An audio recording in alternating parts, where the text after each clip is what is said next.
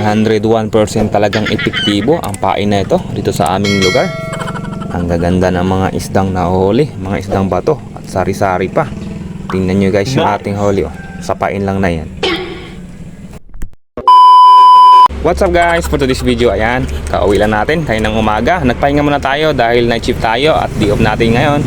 Kaya hapon na tayo maglaot. Kaya diskarte naman tayo ng ating pang-ulam mamayang gabi. At naka-ready na rin nga pala yung aking bangka at yan. Patawid na tayo ng sanctuary dahil nga bawal dito. At dito na rin tayo sa spot. Siyempre shortcut na agad yan para hindi na magtagal guys. Pagkarating nga pala natin agad sa spot ay nag-arya na tayo agad ng bira-bira kung tawagan dito sa amin. At yan nga, hindi nga nagtagal at kinain na agad ng sulid na kulay blue. Bakit nga ba naman maraming kulay itong sulid?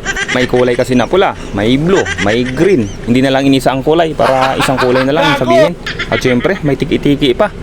Kaya nga pala tinawag na tiki-tiki dahil mukha daw itong butiki. Napakabantot lang ng pangalan ng isda na to guys. Pero alam niyo ba, napakasarap ihawin ito, kilawin, baksiw, pirito. Siyempre ating pakakawalan yan dahil hindi yan ating target. At sumunod nga na ating pakain ay itong dalagang bukid. Ito na naman yung dalagang bukid na nakatira sa dagat. At hindi nga lang pala dalagang bukid dahil sa ilalim meron pang talakitok o trevally. Nako, napaka good size. Magjiwa siguro ng dalawa na to dahil nagkasabay pa silang kumain. At pagkatapos nga nating tanggalin yan yung isdang talakitok na yan o trevally, kaarya pa lang natin ang ating kawil. Ayan, sinalubong agad ng bungutin na isda. Awag nga pala namin yan guys sa Bisaya ay timbungan. Sa iba naman ay saramulyete. Sobrang sarap ng laman ng isda na to guys, lalo na sa prito, sigang, ihaw at paksiw. At paglaglag ko nga ng aking kawil, ayan, hindi pa nga nakakarating sa ilalim at sinalubong na agad ng isda. Nagulat ako dahil napakalakas sumila. Yun pala'y 4 na pirasong sulid na kulay blue. Ang ganda talaga kumain ng isda na to dahil napakalakas ng humila. Lalo na siguro kapag puno yung kawil mo na 15 piraso.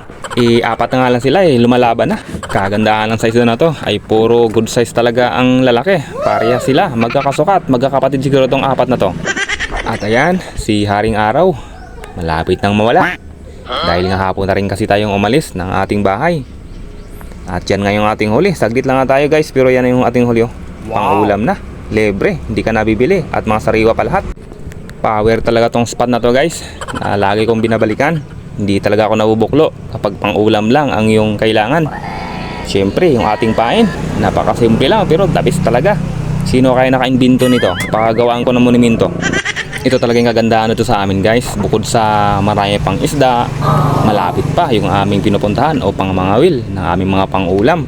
Basta't samahan mo rin ang sipag at syaga. Siyempre ay kung tatamad-tamad ka nga naman, ay wala kang pang-ulam. Ako kasi guys kapag nag-day off, ayan, lao talaga. Dahil libre ka na sa ulam, kapag sinuwerte ka, may pambinta ka pa. Dahil hapon na, uwi na, bukas naman ulit. Yan yung ating huli, oh.